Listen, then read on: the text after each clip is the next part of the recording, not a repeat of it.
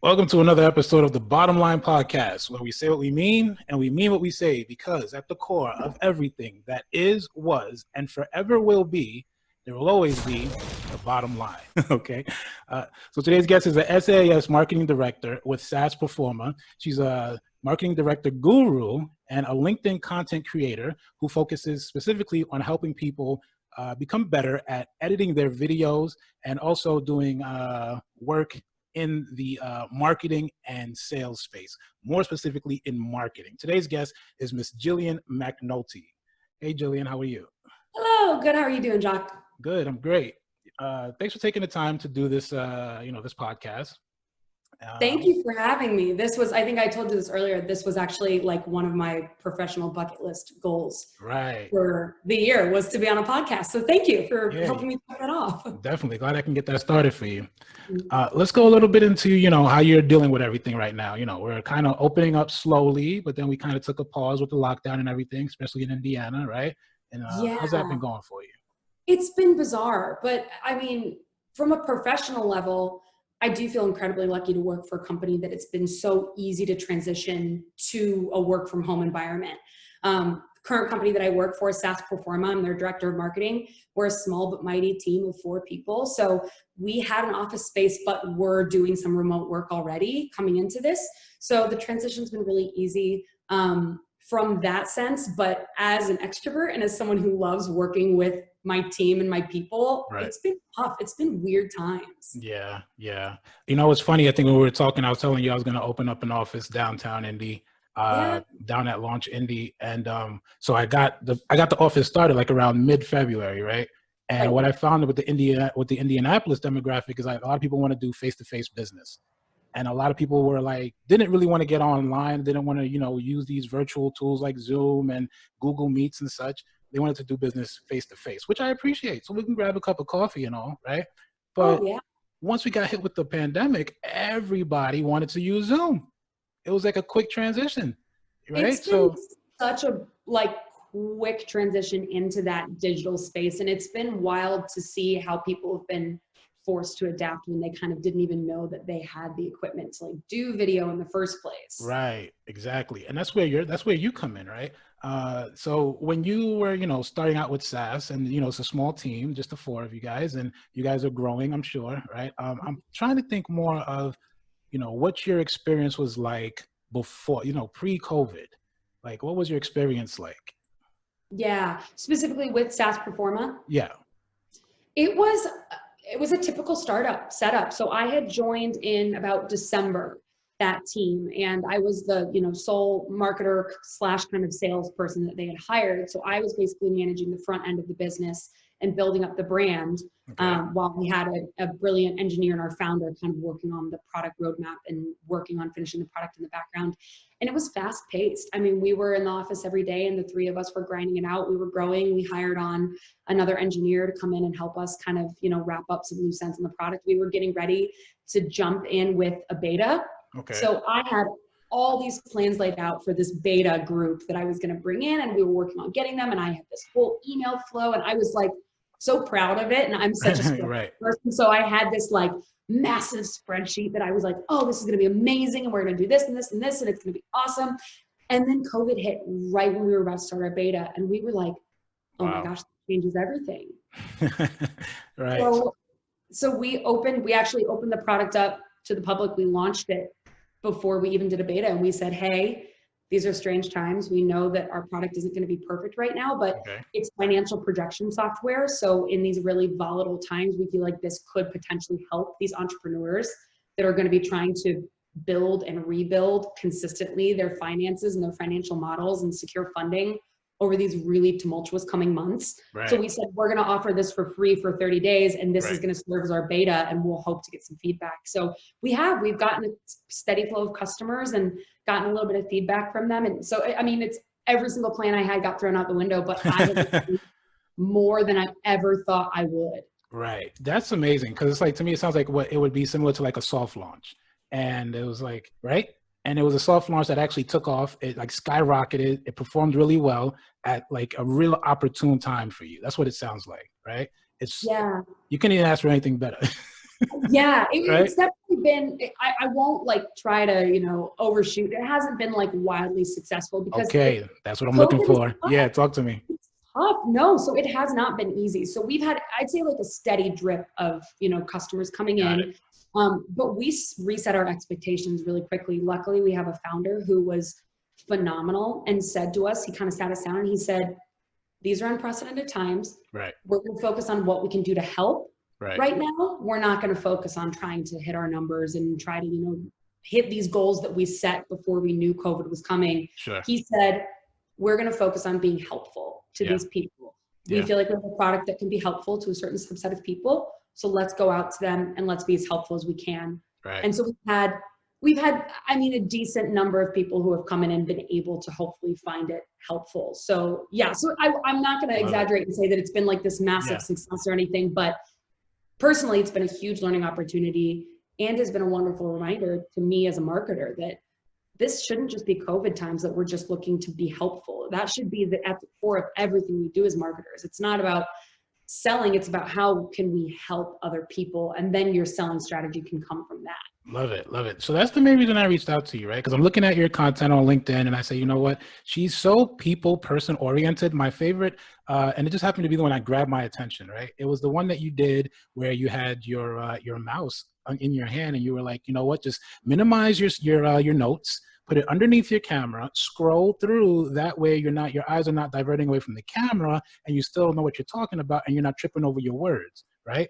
Now, that's for people who have a hard time staying on script. Me, preferably, I've had well over 15 years in the sales game, so I don't need a script, but I love scripts. I love them because it gives me a good baseline, right? To watch you be so personable, so just so relational. I think that's what people need right now, and I also think that was really what people needed pre-COVID. Because you don't know who's on the other end. You don't know who's calling. You have no idea why they're calling you, right? They're trying to sell you 9 out of 10. And it's more of them talking than them listening. And it's so out of touch. So I think what you're saying is key. That's why I reached out and I said, you know what? She sounds like she knows exactly what she's talking about. And look how vulnerable and transparent she's being by showing you her mouse right now. Like she could have definitely, just played it off like she had this under control for real, right? Well, thank you. I'm curious though, were you always this outgoing, transparent, willing to help kind of person? Like what kind of kid were you, say, in high school? Yeah, I'd say yes, definitely in high school. I was a theater kid. So that's where kind of the like personality comes from. I'm sure that won't come as a surprise. I was in theater, I was in show choir. I did all these really like exuberant, extroverted activities, and I loved them. But at the same time, I also did a lot of like kind of behind the scenes stuff. So I went to a really, really large high school, Carmel High School. It's actually in the Indianapolis area. Okay. And I was in a group called Greyhound Connections that did like, since it was such a massive school, and we had a lot of people transfer in, not in their freshman year, we would reach out to those kids one-on-one and visit them during study halls, just check in on them, offer for them to come join us at lunch, hang out, just see how they were doing, see if they needed help finding their classes. Wow. I think that was something, and that was such a cool organization. I'll be honest, I got involved in that because I had friends in it. Yeah. So I've always surrounded myself with people who are wanting to put themselves out there to help other people and not just for their own gain. And I think I learned so much from just surrounding myself with those types of people, and it's rubbed off on me. I mean, my parents are like that too. So I was set up to I couldn't escape. This is who I was always supposed to be. I wasn't able to escape that. Nice. Yeah, I love it. I think in elementary, we used to have like monitors. They call them bus monitors on the bus. They're always trying to help the kids. And at lunchtime, we had like, monitors that told the kids, throw out your tray and just try to make sure that, everybody's taking care of each other. Cause it was like, in New York City, it's like, it's overcrowded. You get like 36 kids per class.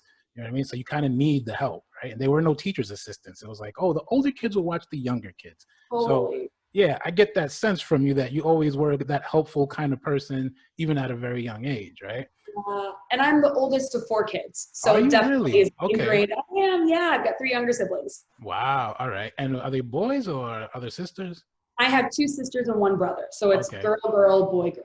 Got it. Okay. That's fun, right? Nice big family. Yeah. Oh, So when did you find out it was more about that the relationship side and not so much of let's get it done, being the driver? Where'd you, Yeah. what was like your first experience when you realized, you know what, I can get through the people more by connecting versus being, a tyrant, right? For Totally. lack of better words. You don't have to be the extreme of a Yeah, tyrant, but you know what I mean? most definitely. I think from a professional standpoint, I did an internship at a large pharmaceutical company here in Indy called Roche Diagnostics. Okay, And Rose, yeah. we had an intern class, my first summer of doing it, of like 85 kids. It was Wow. a huge class.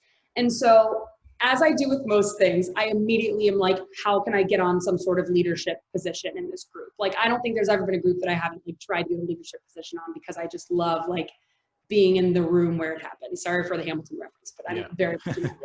Right. But I think I was like the historian for Oh, our nice. I love history. yeah, and they had said, they were like, hey, usually what the historians of the intern class have done in the past have just been like, it was like take pictures and do a slideshow for the end of the summer party or whatever. And I was like, okay, but no one's really gonna like do anything fun with that. So I said, how about we make a yearbook out of this? Okay. And then we started making this yearbook, and I'm like, okay, this is cool, but like we also could do something a lot more fun that would actually like bring us all together, because there are 85 of us here. Wow. And so Yeah. my mind was going like, how can we actually form relationships instead of just like hand this book and go, here you go, here, remember this summer there were 85 kids who never met them because we're all in different buildings or different departments. Right. And so my friends and I on this little intern board came up with that summer, like lip dub videos are really popular. Do you remember those? No, but yeah, I'm So listening. it's basically like when you like lip sync to a song and Oh, it's lip all singing one, videos. Yeah. and it's Okay. all one continuous shot. So the Right, camera, right. you pass it and you do really cool things. So we put together a lip dub, and we Oh, did this, wow. and it's like we stayed after work from like 5 till 7, like Right. almost every night one week. We had so much fun. We just like made a lot of friends, and that ended up being a really fun experience. And we just wanted to like clown around and have fun, and ended up being Outstanding. like, we made some really good relationships.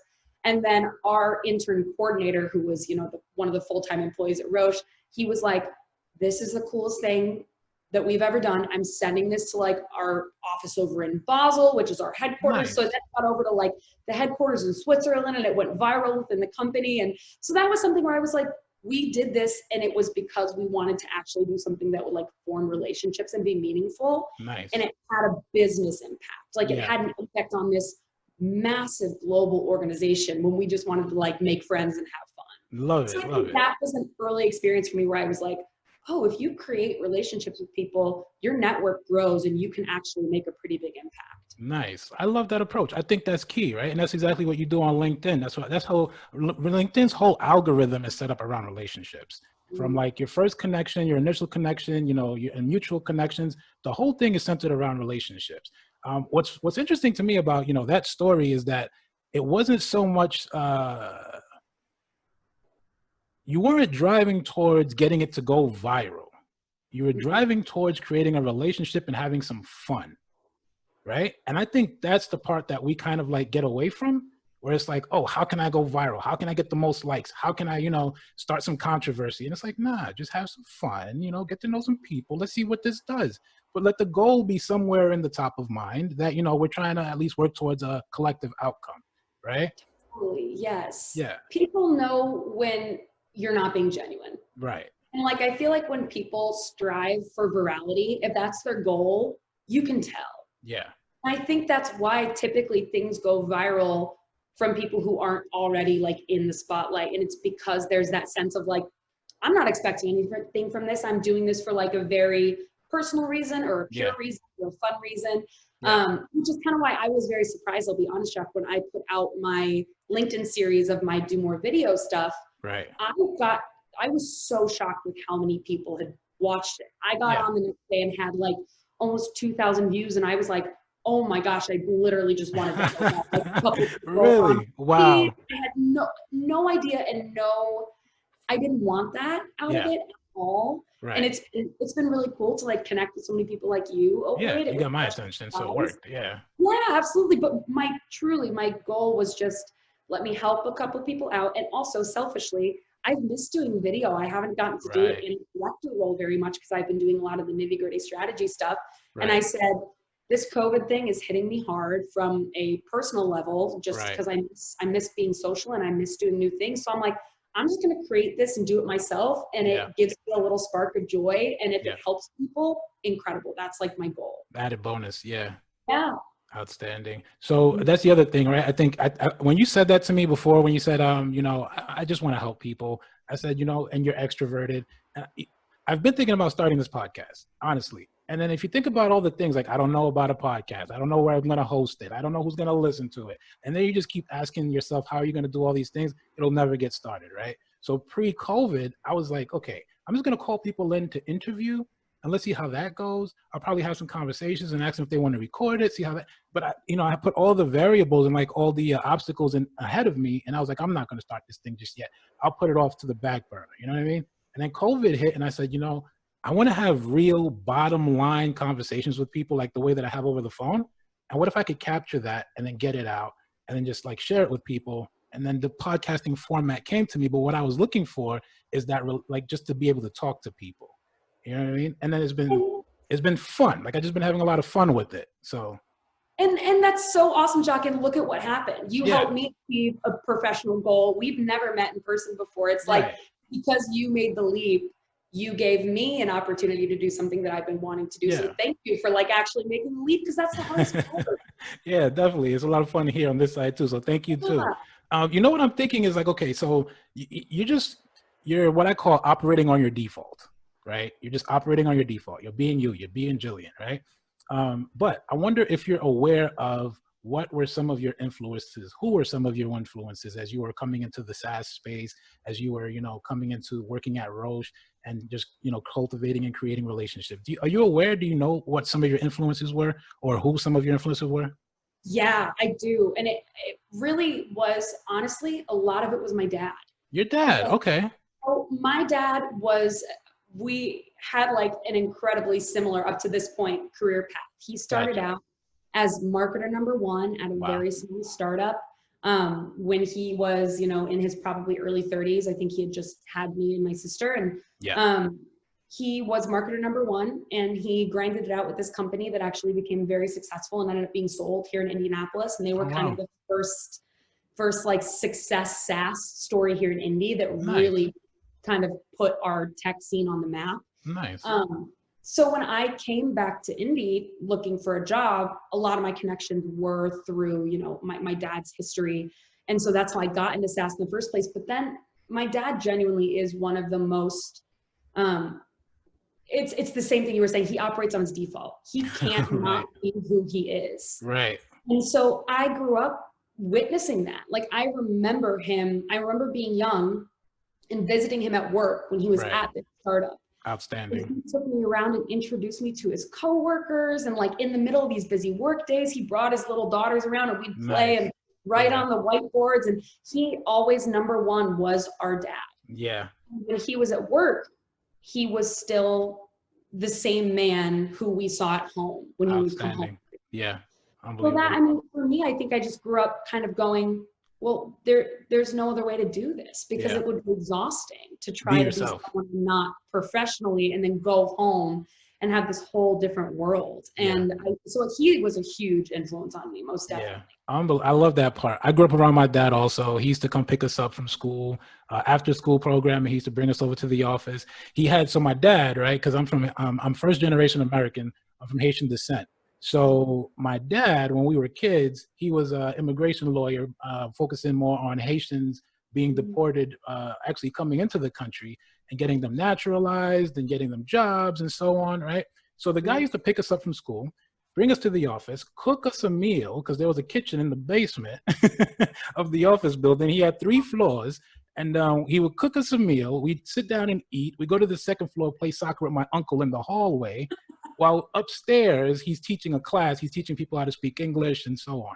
So that was a major influence. I hear you talk about your dad, and I think about mine and how it was that natural style. It's like when you're at the dinner table, you don't have to say, how was work today? Because as a young girl going into work with her dad, you know how work was today. You know what kind of person he was. You know what he's going through. You know what the office looks like. You feel like you're a part of that process, right? Yes. oh Yeah. my gosh, and how lucky are we? Because I know that that's not, I mean, that was like drilled into us from such a young age that was The like, ethic.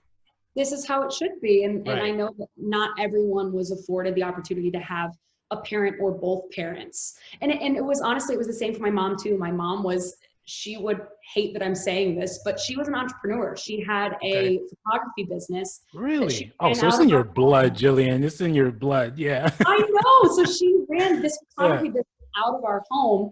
And I was just telling you the other day, I remembered when we used to like emboss, that she had a little embosser. Me and my younger sister, when we were like 6 and 7, would sit in the living room. We'd emboss the corners of all of her prints, and we would Really?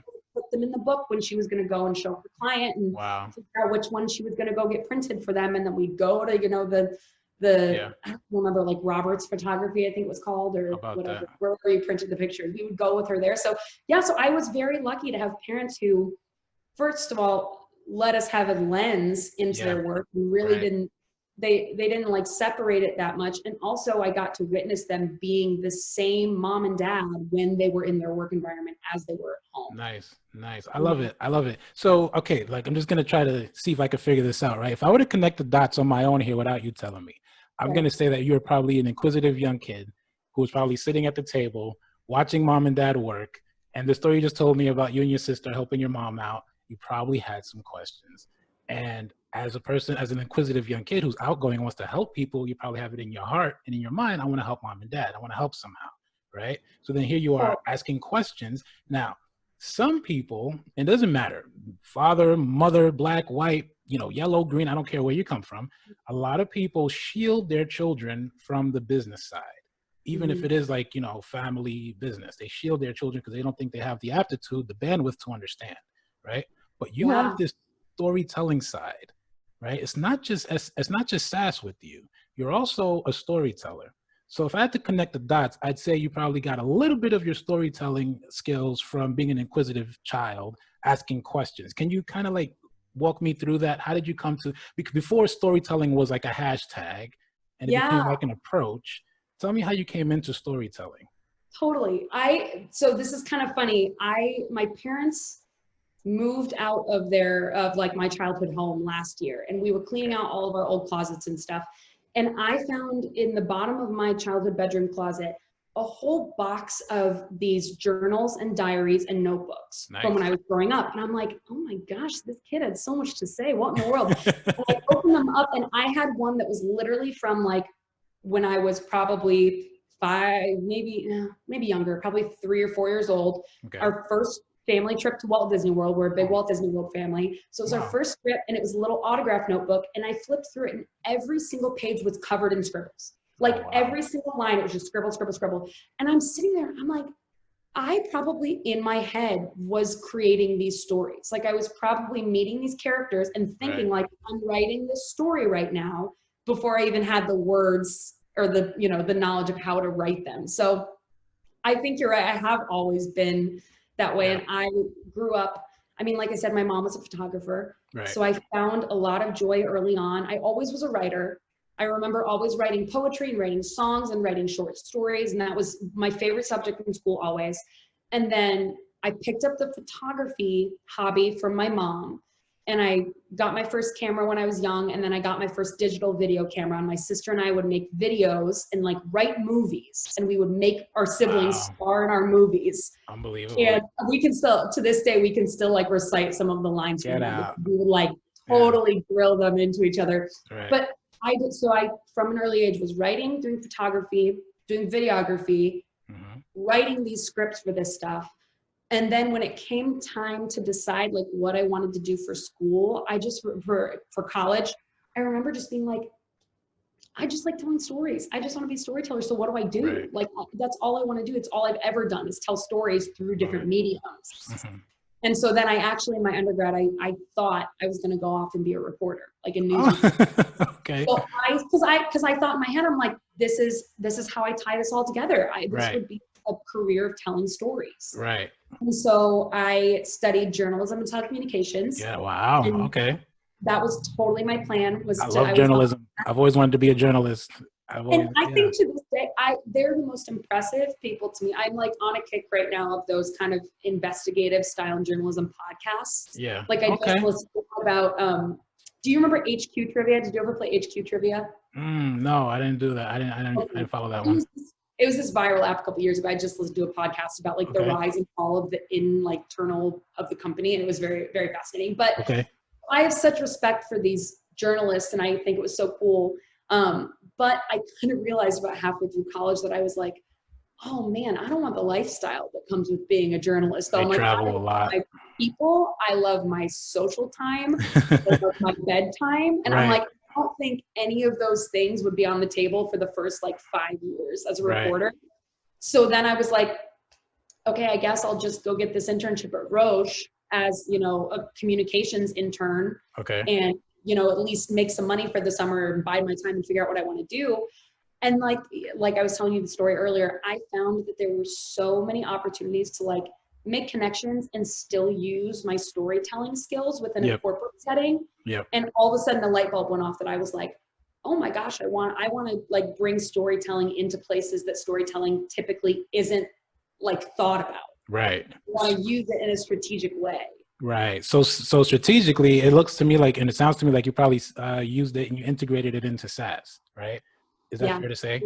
Into your marketing also, right? Is that fair to say? Work with me here. Help me connect these dots because I'm having a hard time. I don't know if you're as immature as I am because I'm very immature. I just pretend to be mature. Yeah, exactly. I pretend. Dumb and Dumber, Jim Carrey, and who was the supporting character? Do you remember? Oh, no, I don't. Okay, so he had, the reason I'm asking is because he had this a TV show I used to watch back in, I think maybe 5 years ago, and it was all about news reporting all around the world.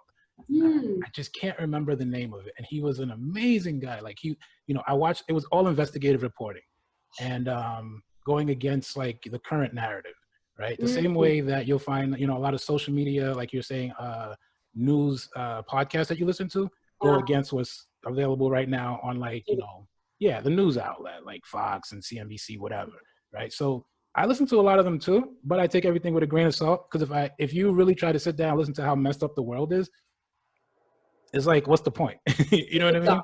Yeah, it's exhausting. So I'd rather create content, right? And I'd rather look for people who find passion in creating content, right? And try to Absolutely. And I think that was a big thing for me too, Jacques, was that even just, you know, this past week, I remember saying to my mom, I was like, I'm so glad I didn't become a reporter in this time because I think I would have been so down just because I feel like there's nothing but negative things right now to report and talk about. So what you just said is that describes it exactly perfectly. It's like, I want to create content that is like bettering people and helping people become the person they want to be instead of just focusing on like, we know a lot of bad things are going on in the world. We don't like, let's talk about other things while we also obviously like stay, know that we're still like consuming the content that needs to be consumed. Right, because it affects us on some level, right? But the sun rose this morning and it was a beautiful thing. And it will set this evening and it will be another beautiful thing. You know what I mean? Yeah, that's where I'm at. I think that's where you're at too, right? Let's not really focus too much on like what's going on in the world. Let's just create our narrative. So people don't understand. SaaS is not really something that hasn't been around for a while. You understand SaaS, you know SaaS. You created your business and you integrated your storytelling into and your marketing into SaaS. So explain to people just to give them an idea of what SaaS is and what motivated you to get into it. Yeah, so SaaS stands for software as a service. So it's basically any business that has built a piece of software and that is what they're selling to other people. So I'd say for the most part, it's going to be business to business. Got it. There's some cases that it's going to be business to consumer, but for the most part, it's B2B. And it's a space that, like I said, I honestly got into it because of my dad, because that's where he was. So that's kind of what I knew.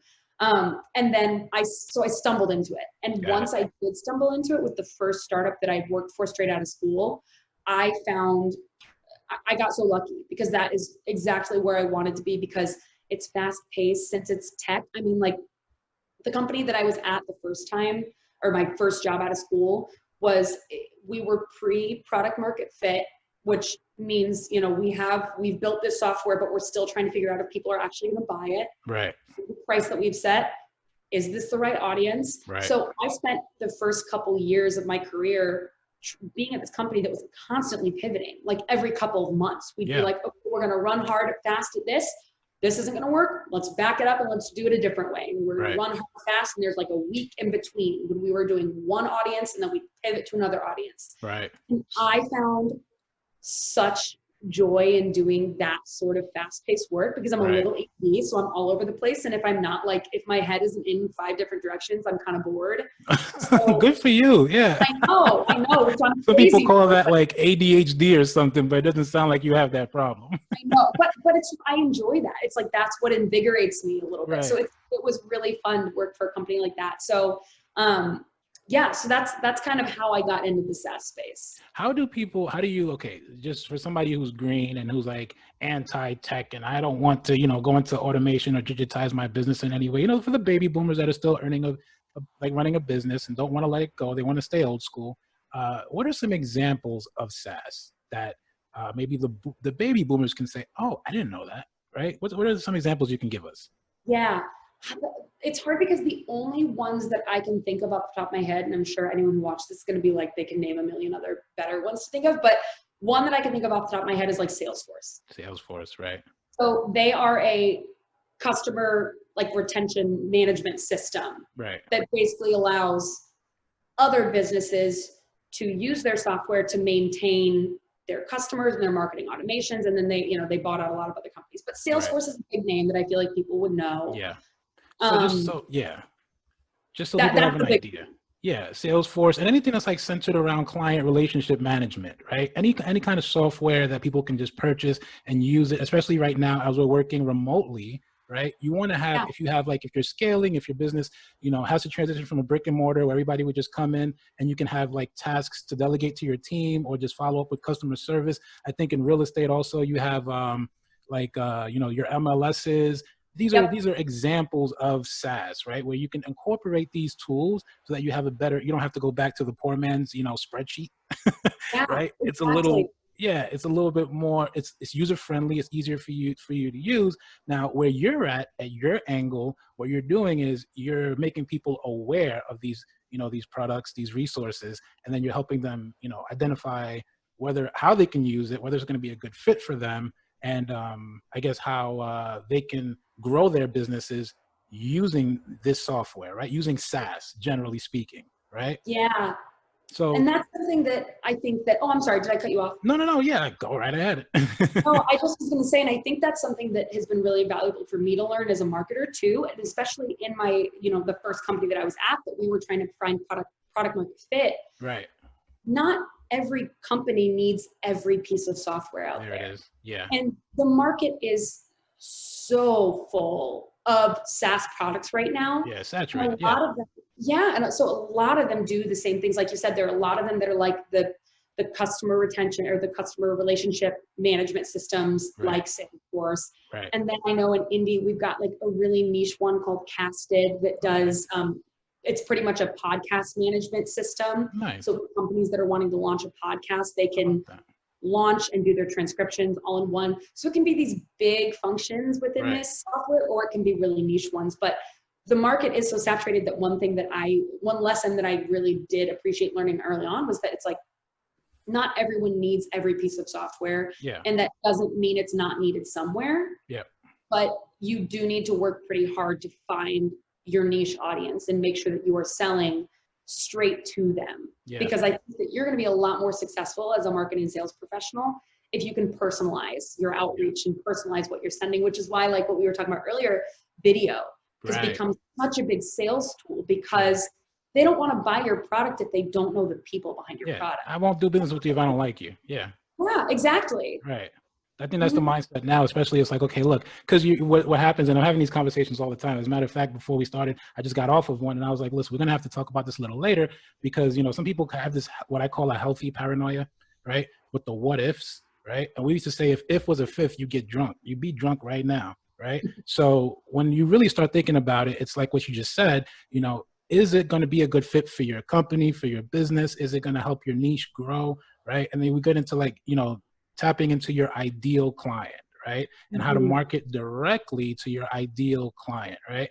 So One of the things I wonder about when it comes to SaaS is with the pandemic, right? And us, slowly phasing, into a state of normalcy, where do you see, because we're transitioning from brick and mortars into more remote, doing business virtually and remotely, right?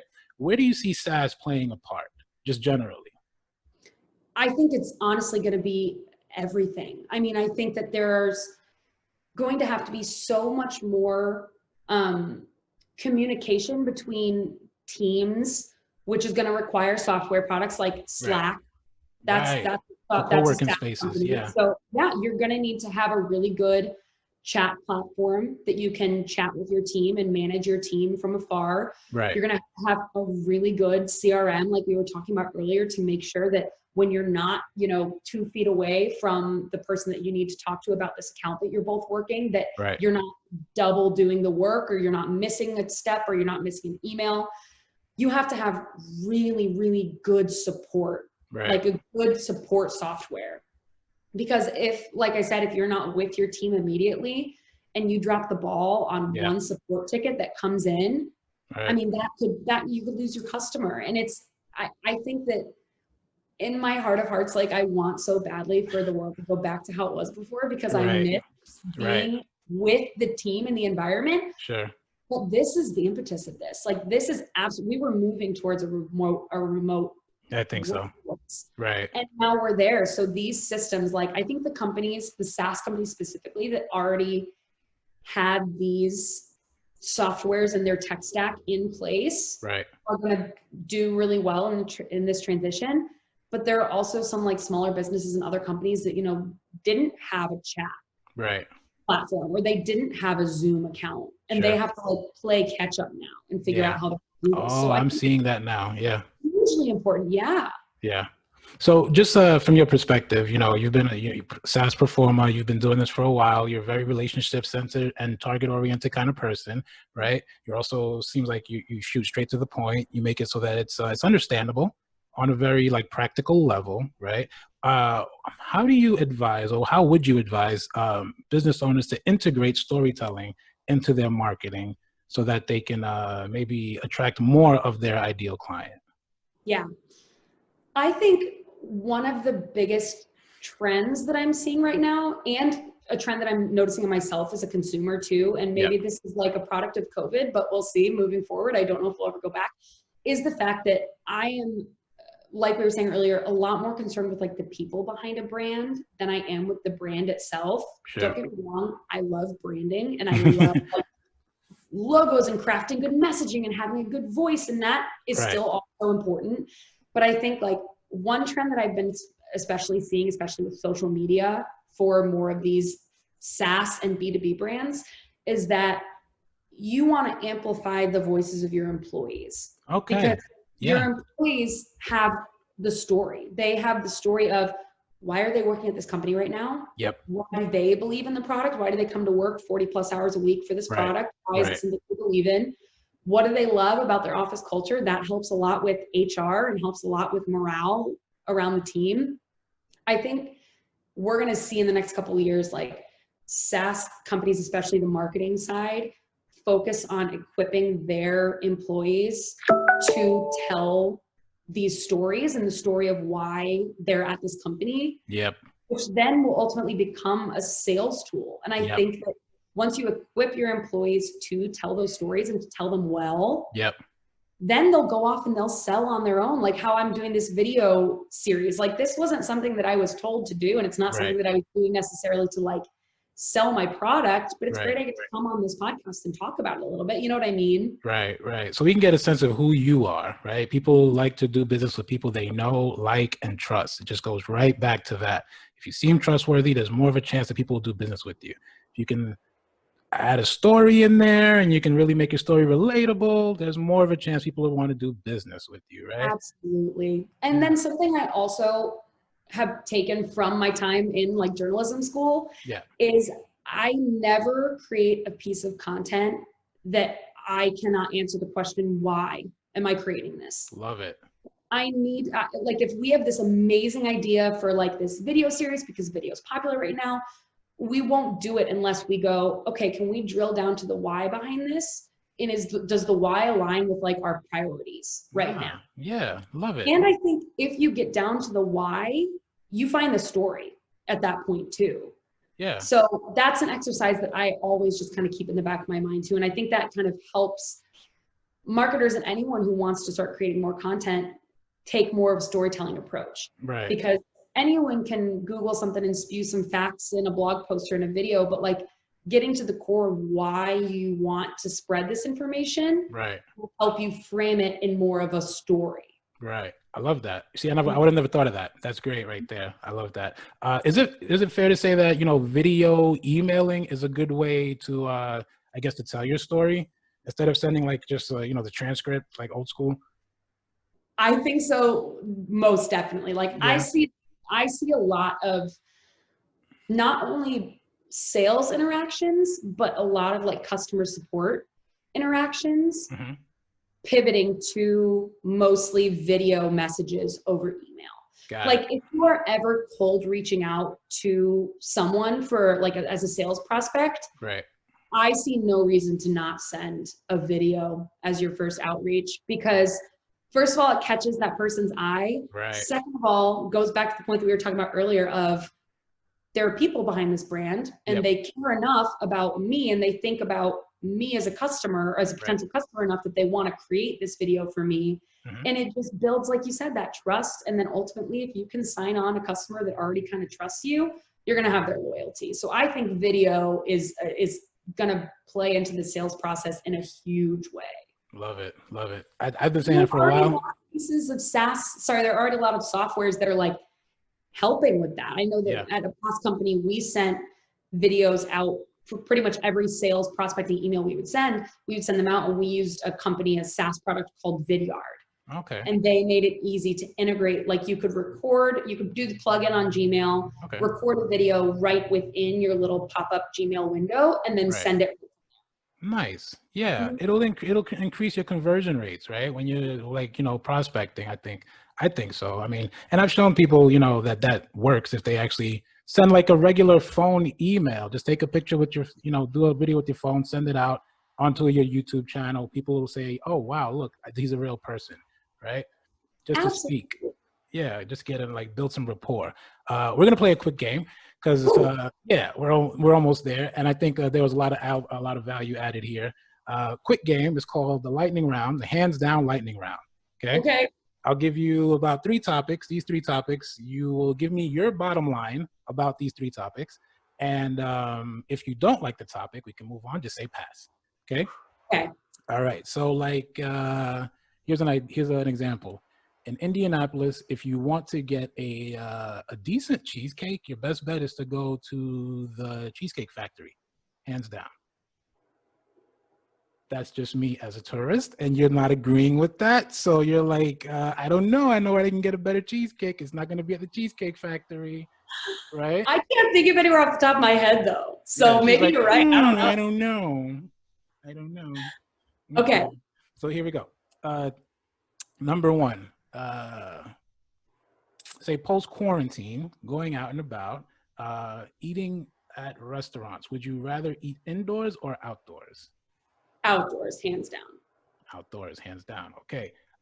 Going out when you're in public and you have to cover your face, would you rather wear a surgical mask or a cloth face covering? Cloth, hands down, because I have a very cute one. So I like that. Nice. Okay.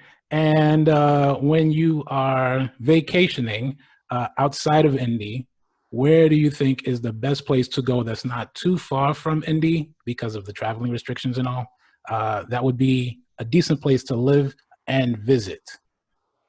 Saugatuck, Michigan. It's about 3 hours north of Indy. It's where I was just this past weekend visiting my grandparents. It's a little lakeside town, and it's just like the cutest. You feel like you're in Europe. It's absolutely adorable. So Saugatuck, Michigan, hands down. Very nice. And finally, we're going to get to your bottom line. Jillian MacNulty, we learned so much from you today about, storytelling, marketing, SaaS space, and just your childhood and how you came to be who you are today. what is your reoccurring truth? That thing that serves as an anchor for you, no matter what happens. It could be any setback. You go back to this truth, and it's your bottom line, and it gets you right back on track to propel yourself forward. What is your bottom line? Find your why, be yourself, and then tell that story as yourself. There's nothing more impactful than your authentic voice, and this world needs your voice. So that's my bottom line. Outstanding. This was Jillian MacNulty out in Indianapolis, Indiana, on the Bottom Line podcast. I look forward to doing more with you, Jillian, and getting more people in touch with you and what you do. Where can people find you? You guys can find me on LinkedIn, so Jillian MacNulty. And that's where I've been posting most of my Do More Video series videos. And then I'm on Twitter as well, at J.E. MacNulty. Very nice. This was the Bottom Line podcast, where we say what we mean and we mean what we say, because at the core of everything that is, was, and forever will be, there will always be the bottom line.